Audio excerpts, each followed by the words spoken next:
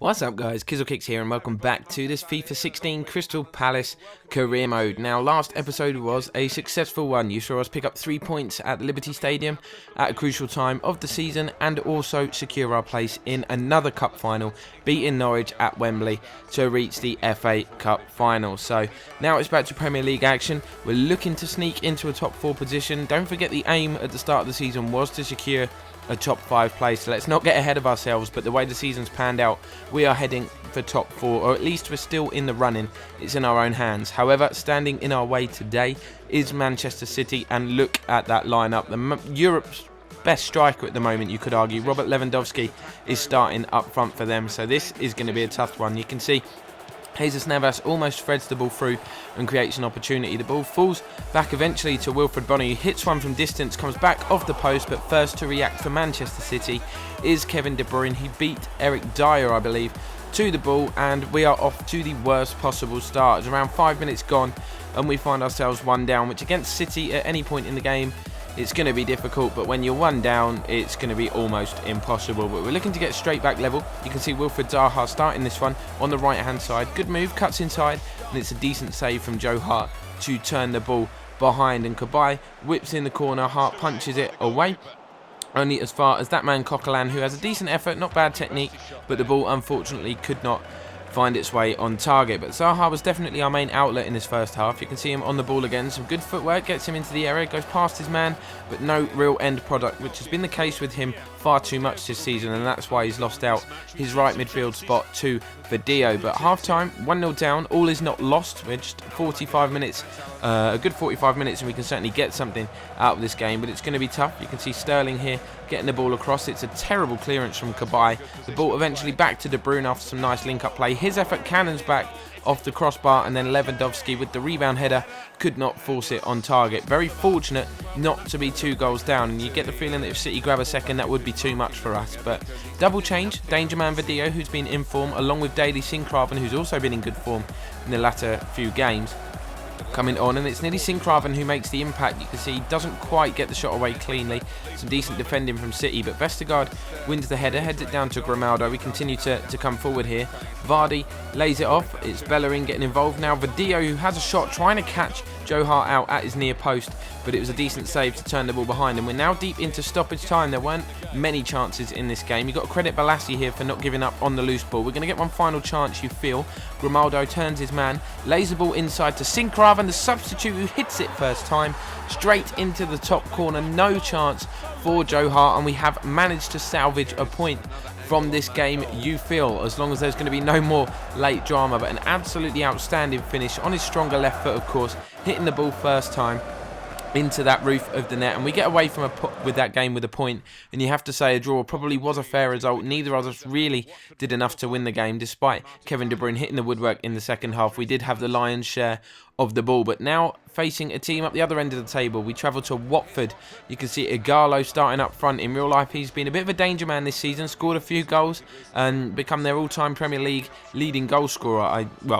The most, not their all-time leading Premier League goal scorer, but the player to score the most goals in a Premier League season for Watford. And as you can see, we're putting a rotation side out. Of course, Berahino is out injured, so Dwight Gale is going to get the opportunity to start today and show us what he can do and possibly stake a claim for a place in the team for the FA Cup final. Sinkgraven starting as well. And you can see an early run from Video results in a corner. We thought the referee may give a penalty. He didn't do so, deeming the defender to get the ball. The corner comes in. It's headed not once but twice by Video down to Vestergaard, who showed some brilliant technique for a centre-back to just set himself up and smash the ball and force the keeper into a good save. And that was the only opportunity, believe it or not, of the first half. Basically, what was happening is Watford were just happy to keep the ball in their defensive back line, in their defensive third, and just not do anything with it. So hopefully the second half can have some more action. It already proven that way with a good run and shot from Sinkgraven. Didn't cause the keeper any problems whatsoever, but already this half has been more eventful. But now it's Watford's turn to attack. Still just 2 minutes into the half. It's Igalo marching forward. They've got players in and around the box here, but Igalo goes for goal himself, tries to catch Butland off guard, and he makes a good save to turn the ball behind. But Watford very much gained control of this game early in the second half. You can see they've got the ball here, putting the ball into the box. Again, Butland is alert and manages to punch the ball away from danger, but Topal keeps the attack alive. You can see Gerardo getting involved here. Eventually, Watford work it into a good position, but Butland manages to smother the ball again and stop the danger. And we try and catch them on the counter-attack here. Dwight Gale involved, now Sincraven. He's got Balassi out to his left. He times the ball perfectly to get it to him. Can Balassi beat his man? He can. We've got men in the box. Balassi tees up Sincraven, and this time it's the Watford shot stopper to be the hero in this game. He dived at the feet of Sincraven before he could get the shot away. Would have been a similar goal to the one he scored at City had he managed to score it, but he couldn't do so. But then, speaking of goals, how about that for Tekkers? Watford have gone 1-0 up, half an hour remaining. It's a fantastic volley from Bernard. Technique absolutely unbelievable, generates amazing power, keeping the shot down. No chance for Butland whatsoever. That is a goal worthy, you feel, of winning any game. I don't mind conceding like that. It's the scrappy goals where we're torn apart that I cannot stand conceding. That's one of the best goals I've seen so far on FIFA 16. But 20 minutes to go, we're forced into making some changes. Jamie Vardy and Joe Ledley coming on for Cabaye, who's struggling with fitness, and Sincraven, who struggled to have an impact on this game. As we look to get something out of it, Video gets into the area, cuts the ball back. Surely a goal, you feel, for Jamie Vardy. But instead, it's another unbelievable save, and Watford get the ball clear. But this right-hand side is where we're creating most of our chances. It's Bellerin. You can see him try and pass the ball inside. It's deflected out for a corner. Just 9 minutes to go now. Can we salvage anything from this game? Corner comes in, it's headed away, only as far as Joe Ledley, the substitute. Decent turn, fake shot, completely does the defender, and he smashes it in with his left foot. So just as we did against City, we've left it late to get ourselves back into this game. We rush to get the ball out of the net, looking, of course, to get the winner as we try and continue our march towards Champions League football next season. We're going to have to win games like this if we're going to achieve it, especially with such little time remaining in the season. But as you can see, it's Watford in the ascendancy. Gerardo with a really nice turn and decent effort. Should have probably gone across goal, but instead went for the near post. Couldn't get the effort on target. But Watford again creating chances. This time it's Bernard.